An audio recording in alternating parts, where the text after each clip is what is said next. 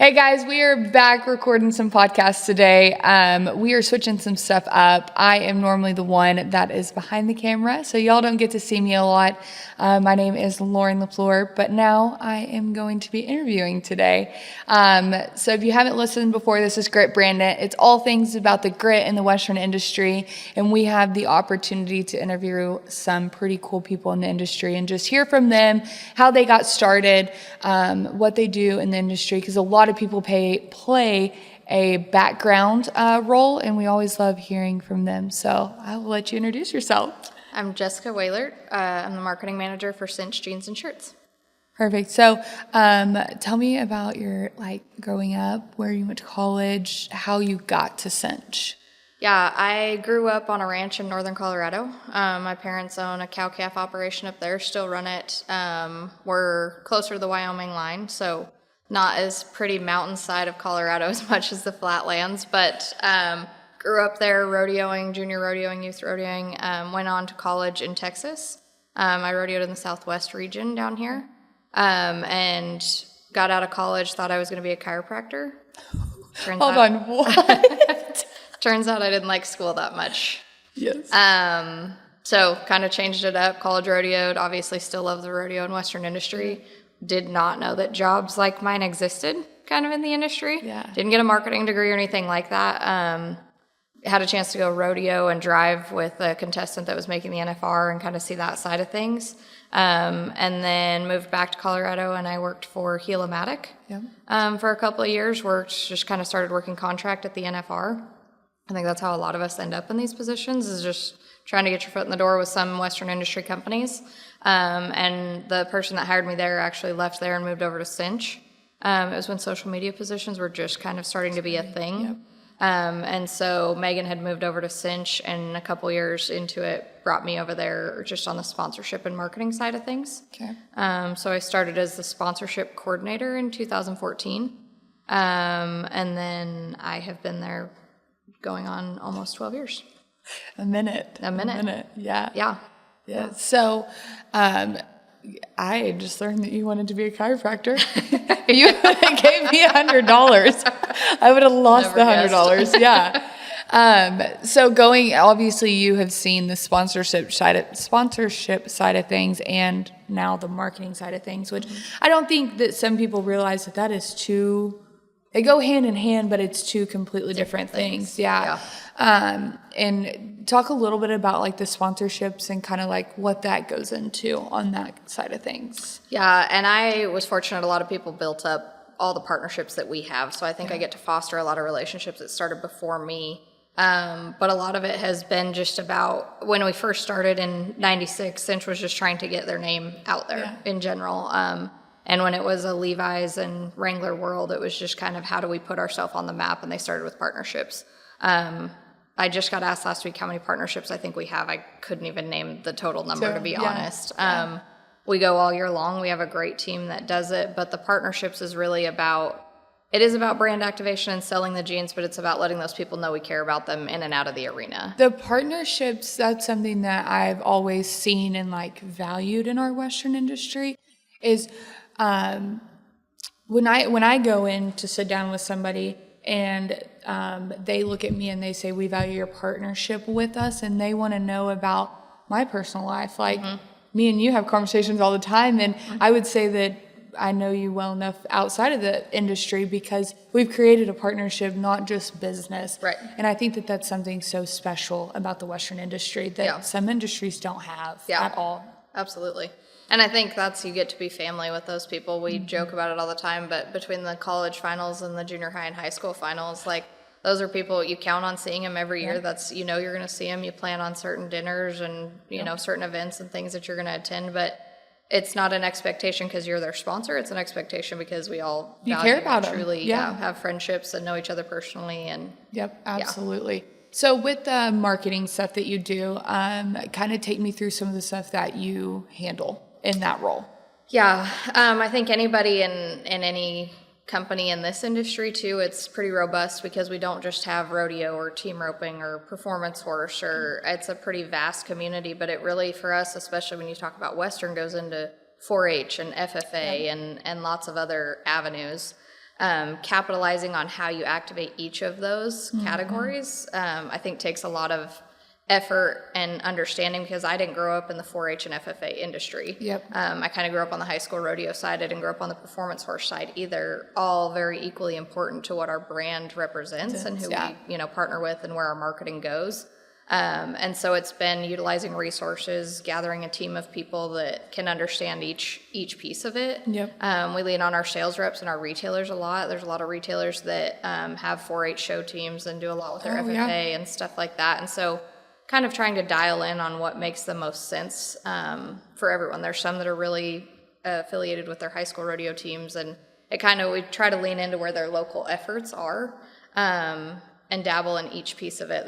It's really hard to cover it all. You just said you've been traveling all week, and we all do that, right? Like, it's nonstop. You try to find your own life somewhere in between the events and whatnot. But on the marketing side, it's how do you be effective everywhere, because you are trying to be everywhere. Everywhere, yep. And so, you can't burn yourself and your team out, and you don't want to overdo it on the brand side.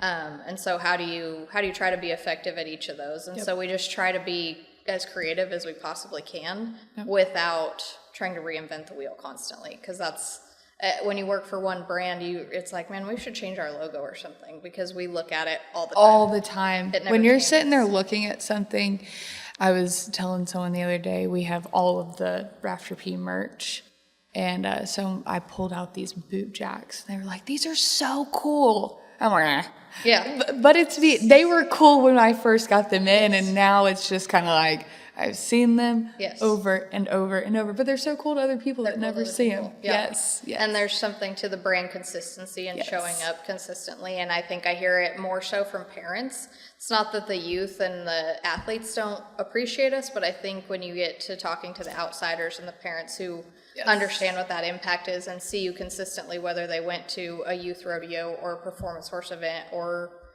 some other event for their kid, and they saw that brand over and over, that brand consistency builds.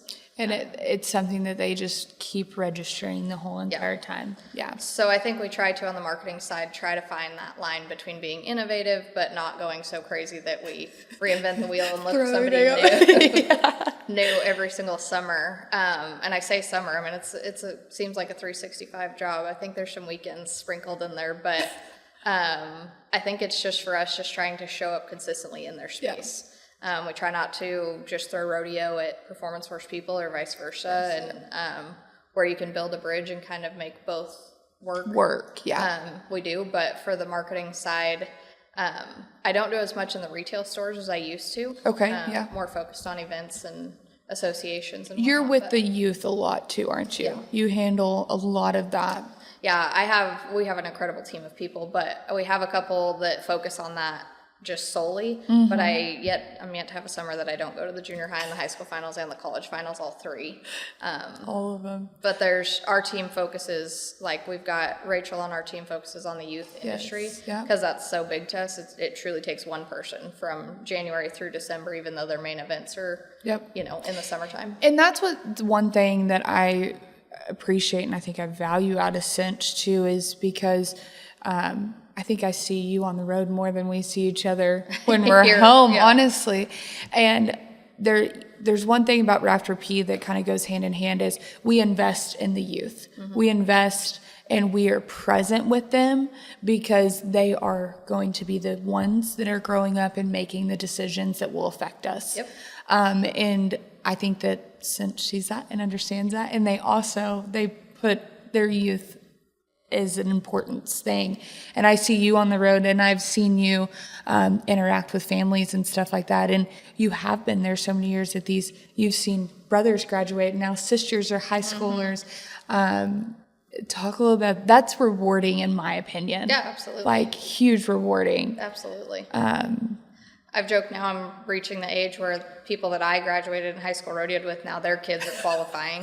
I don't have kids myself, so watching theirs humbles you a little bit on your age, but it is cool to see because it's, like I said, growing up, I never really knew these jobs existed, that you could kind of turn around and be a part of the industry. And so it was funny, I went down to speak at the junior high finals this year to introduce a video we did for Riley Webb for the kids, and Riley did such a good job with what he said. For being young himself, he did a great job with what he said, so I was excited to introduce it. And as I was walking down to the arena, 3 or 4 people that I grew up with stopped me because their kids had qualified. And then they thanked me afterwards for what we did for putting it together. And it's not that it's not personal other times, but when there's truly people that knew you growing up and did it with you and competed with you, and now their kids are doing it and stuff, it brings it super full circle. And you're like, man, there's a lot of ways to live a life, but this is a pretty good one. Yep. You travel just as much as I do, and sometimes I get home and I'm like, how did one get to this? Yes.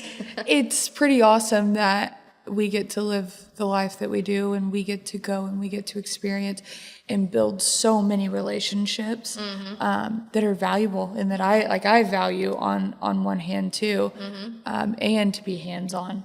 We don't sit behind a desk. Yeah, very true. I'm not a desk girly at all. I've tried it. Not a desk girly at all. Yeah, very true. So what, we're going to get personal for a second. Okay. Love that. So you've done a lot in the last couple of years. What's a 5-year goal that you have, or what do you want to do in 5 years, or something? Do you have something cool you want to do, or any of that nature? That is a really good question. I don't want to say I've never been a goal setter, but I think things change fairly rapidly in my position. Opportunities come up. I think there was so many times that we didn't know if we were ever going to be a part of the PRCA or get to have our athletes wear our brand within the arena and things like that. And a few changing of the guards and a few good meetings, and it happened, and it was like that drastically changes the approach, because we were just trying to find ways to put on events and produce pro rodeo, or I guess they weren't pro rodeos at the time because they weren't approved, but rodeos for professional athletes that paid a lot of money just to get our name and our brand out there. And so when we were able to partner with the PRCA and start putting Cinch in the arena on all the athletes that we sponsored, that kind of changed that trajectory. And so I don't want to say I'm not a goal setter, that I don't have a 5-year plan, but I mean, I don't see myself going anywhere but here. I have a great job. So outside of Cinch, what do you have going? My big goal is to ride my horses and go to a jackpot. There you go. What you just said about all the times that we're gone, I'm incredibly thankful for what we do, but I do own 3 horses that have yet to leave their pasture. So I think that's kind of a goal, is getting back to that work-life balance, because I think if I ever had to think of a downfall, which it's not a downfall, but this is the industry that we grew up in, that we love, that we're in ourselves, and it's so easy to get so entrenched and not want to miss any of the moments that you don't take time for yourself. That's something that I really had to learn this year, because you need me there, I can be there, I'll be there. Like, that's just how I am. And I say recently, we're almost halfway through the year. In January, I moved to a new house. And I still have picture frames up against the wall that still have not been hung up, and they have been sitting there. So I am right there with you on learning, like, it's okay to stay home. It's like, your people still love you. It's okay to be home. But then it's so hard, because it's like, we talk about, we're not just involved in rodeo. I mean, for me, I go from the cuttings to rodeo, to our youth kids, to the PBRs. So a lot of them overlap each other, or they're all over, and you're the same way. It's hard when your sign-up list is 8 and not 4 kind of thing. So, okay, if you were to talk to an 18-year-old, which you do it all the time, we talk to the kids. What is something, it's a 2-part question. What is something that you would tell somebody who is 18 right now? And if you could sit down for lunch with your 18-year-old self, what would you tell her? If I could sit down with somebody right now, I'd tell them to really look around and use your resources. I think it's easy to get tunnel vision when you're that age, and a lot of people are asking you what your degree is going to be and where you're going to go or what you're going to do. And there is some importance to having a plan and a strategy and some goals, but I also think there's a lot of importance of taking a step back and not feeling like that timeline is, that you have to meet certain timelines for everybody else. I think we can rush ourselves into careers or degrees or, situations that maybe didn't have to happen right then, but you feel like you're the only one without a plan if you don't have one. So I think just take a step back, take that time to have a little perspective in where you want to go and what you want to do. I always wanted to live in Texas, but I think if I would have rushed it when I got out of college in Texas, I think I would have ended up in a lot of different places. I got the chance to move back to Colorado and just kind of took the chances that came with it. It's really hard sometimes to get in that really trusting pattern and just know that, you know, number one, God's going to prevail, but number two, that the right time and place is everything. And so if it doesn't feel right, you don't have to do it right then. That would be my advice to anybody 18. I feel like I know I do it with our kids. We harp on them so much because we care about them so much, and we want them to live their life to the fullest of what we know they can. But it is sometimes good to tell them, like, I don't have it all figured out, and I'm way older than I was in college. If you would have had a conversation with me, gosh, right out of college, and then told me that I'd be doing this or whatever, girl probably wouldn't have made it to this point, honestly. Yeah, it seems overwhelming to think that you make it to where you are now, but if you look at that step, you don't realize everything that's going to come in between that's going to prepare you for it. There has been so much in between from when I graduated to now that I could have never imagined would happen. Obviously, we can imagine God's plan because it's a lot larger than us. But there's so many relationships that I met on a whim that I had no clue 6 months from then they would be my saving grace in a situation, you know? And I think it's so hard to put that into words to where 18-year-olds do understand that until they experience it. Me at 18, if you had told me that, I'd be like, nah, no. You know, so. Well, and it gets so tiring. People tell you at that age, like, slow down, just, you know, take it all in, all the things. And you're like, I would love to not slow down. But thank you for that advice. I would like to go fast. But it does. I mean, it gets that way. And obviously we know, especially when we talk about that, you just said, you know, January you move in and by July you don't have picture frames hung up. It will speed past you. And I know a lot of people that have kids probably see and experience it more. But I think for those of us that don't, I mean, it goes just as fast. Because I feel like you would understand this more.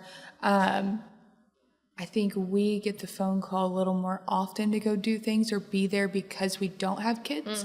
And I'm not married, so it's literally just me.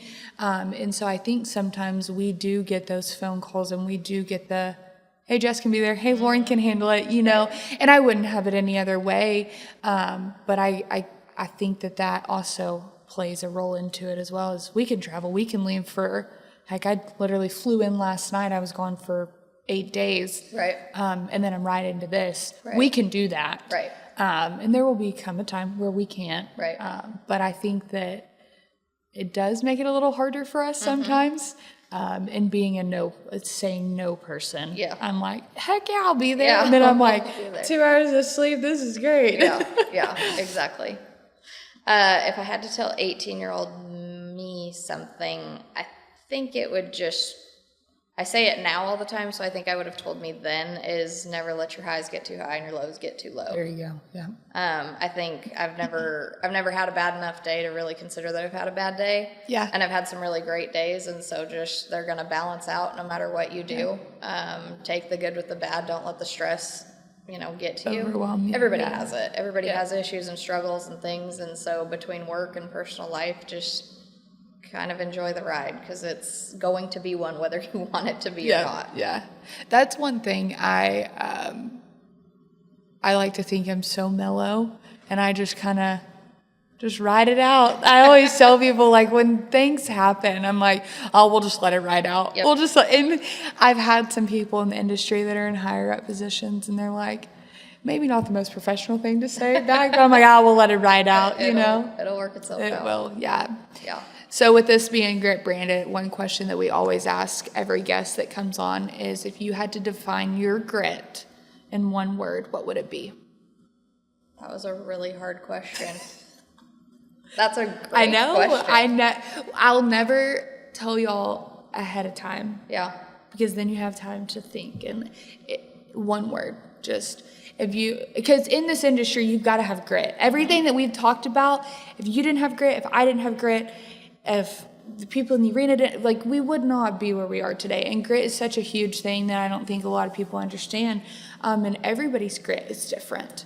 Everybody's is. Yeah. I think if I had to, I would say the word would be try. Yeah. And I think it's because I thought I wanted to be a chiropractor because I saw other people that were in that profession, and it helped a lot of humans, horses, everything. Love that side of like physical therapy and stuff like that. So when I wasn't going to do that, like we just talked about, at 18, you're like, I don't know what I'm going to do now. Now I really don't have a plan. Everything's spiraling. Yes. And so I think when I got the opportunity to drive for a rodeo athlete, no part of my plan was that. And I was like, I'm sure we can figure it out and go and rodeo for a little while, and then going to work at Heliomatic. I didn't rope growing up. I grew up on a ranch and stuff like that, but I never did breakaway or team rope or anything when I was rodeoing.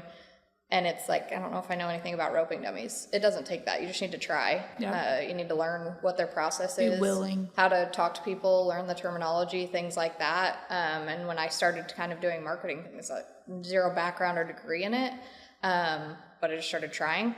Yep. Learning that it's a lot of adapting, but there's a lot of people you can learn from. It doesn't always have to be a book. And there's a lot of people around you that are very smart. If you utilize your resources and lean into them and watch what they're doing, hear what they're saying, things like that, you can start to learn a lot yourself. But Absolutely. You have to be willing to try. I had a conversation with my parents actually the other day. My degree is in marketing, and we were eating dinner, and my dad randomly looked at me and he was like, "Do you think that college was worth it to you?" And I'm like, "Oh God, this is a double-edged sword." And I was like, "Well, what do you mean?" And he was like, "Do you think that all the money that we spent on your college degree was worth it?" And I said, "Well, it's a two situation." I said, "What I do now, do I think that I need it? No." Right. Everything that I have learned to this day, I have learned from other people that have been around me. Mm-hmm. I learn work ethic and things like that by being around people. Mm-hmm. Now, when you look at two resumes and one has a college degree and one doesn't have a college degree, we live in this society now where most people are going to look at the college degree resume. And that was the point that I made. I said, I think for that aspect, it's a good thing. Mm-hmm. But just like you were saying, everything that I've learned, it's been by talking to people, meeting people, and absorbing what others have, listening to people. So, and I think I tell people that all the time. If I do get the chance to talk to the youth side of things, I encourage college all the time. Yes. I think you learn a lot about yourself. If you kick yourself out of mom and dad's house, you'll learn a lot about yourself. Oh, yeah. Get a little survival skills put in there. But at the same time, you don't have to know your career path at that moment. 100%. I think I always tell the kids, go to college. Yeah. I would not be the person that I am. I would not be as survival skills of it. Right. Because I'm an only child. Yeah. So when I moved to college, which I've always been super independent, but I went from being the only child to living with a random person in the dorm. You learn a lot about yourself. I highly recommend it to everybody. Yeah. And I did all 4 years at Tarleton, and I highly, highly recommend it. You learn adversity when you have a professor that is not a favorite of you, or they just kind of suck, honestly. And then you meet the professors that are the God sent on this earth. And some of the people that I work in the industry with, I went to college with. It goes hand in hand. Creates a lot of connections. Yes, absolutely. Absolutely. Yeah. And I always encourage that piece, but I also think it's not the most important piece either of knowing, like you said, about the marketing degree. Yep. Is it useful? Absolutely. And it looks really good on paper, and a lot of people look for it. But in my situation, I didn't have to have it to get where I am. And so just being willing to keep your perspective open and eyes open to what opportunities are in front of you. Yep, and try. Try it all. Try it all. Try it all. Yes. All right, well, we're going to go ahead and wrap this up. Thank you so much for chit-chatting with me and getting personal. Yeah. All right, guys, we're going to go ahead and wrap this up, but we just want to thank you all again for listening and popping in and being here.